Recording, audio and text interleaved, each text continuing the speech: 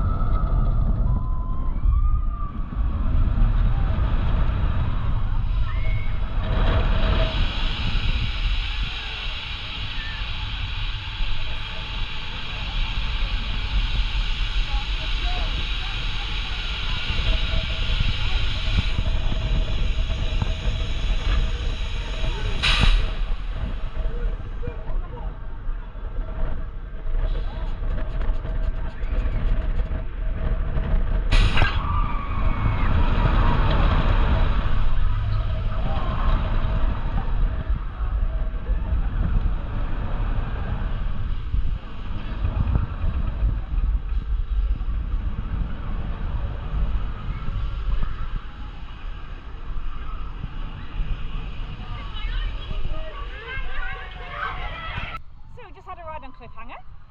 Fantastic shot and drop tower, and it's so good that this year they're actually running it back in shot and drop, aren't they? Yeah, it is the best mode for it to be in. You get a great shot on it, nice little pop of airtime at the top, and then same with the drop, that little pop of airtime on the way down.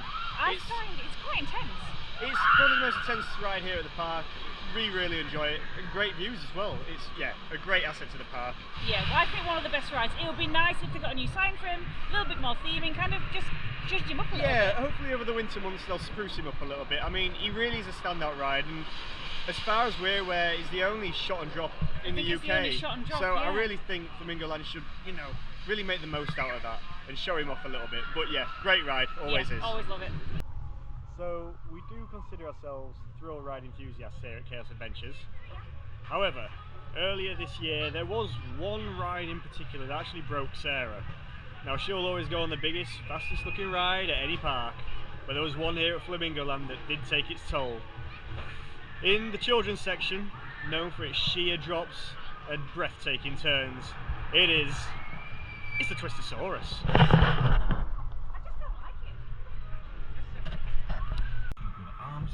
So, after a lot of persuasion, we managed to get her back on. She vowed never to do this ride again. This is simply for the camera.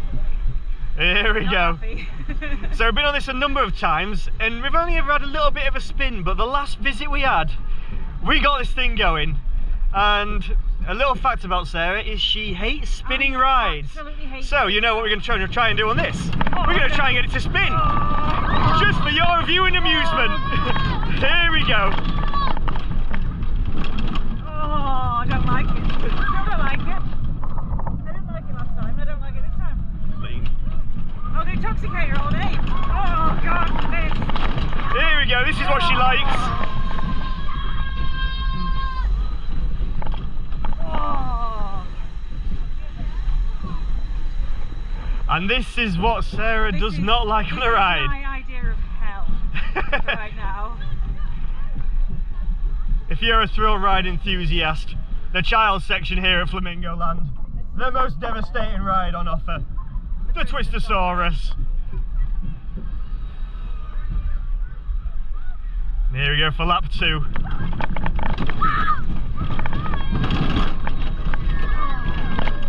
Oh, it's not even comfortable.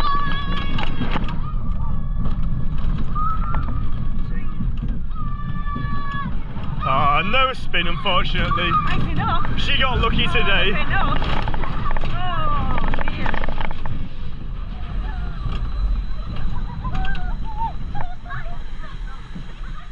So there we are after our ride on the Twistosaurus. How do you find it? I still don't like it. Yeah, she doesn't do spinning very well. Yeah, like I was saying on the ride, we've been on it plenty of times and we've never really got a spin on it, but there was one time earlier in the year. No, that was bad enough. Yeah. No. Guessing we're not going to get on a waltzer then. Atmosphere creators all yours. Hold on tight, hold on.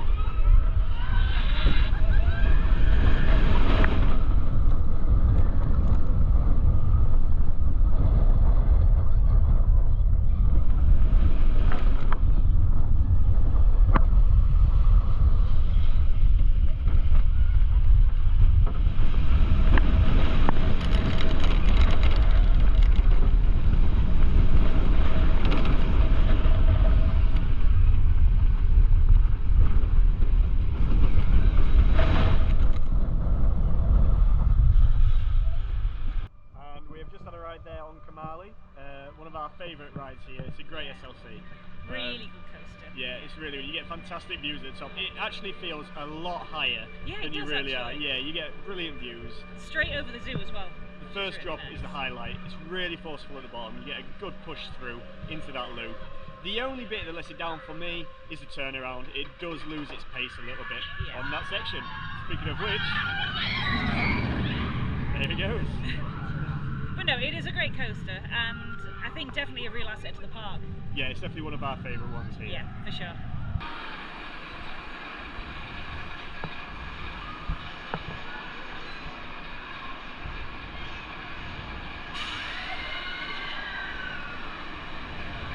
Okay, so here we are outside Hero.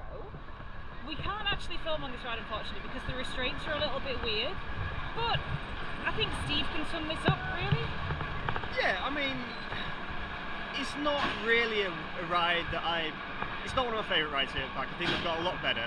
And really, to sum it up, it's just a bit shit. A few moments later. Is it broke?